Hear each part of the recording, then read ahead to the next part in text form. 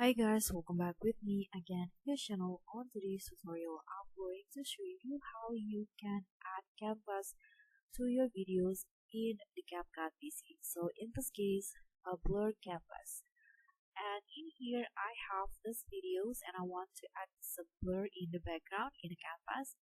And here I'm going to change the ratio of the video first. So click on this button.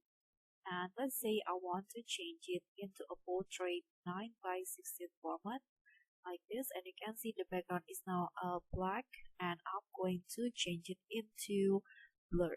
So let's click on this, and if you go to basic, if you scroll down, you can see there is no canvas feature in here. So that's because this video is on the track 2 or the layer 2 in here. You can see you need to move this into the main track first so that the canvas options will be there.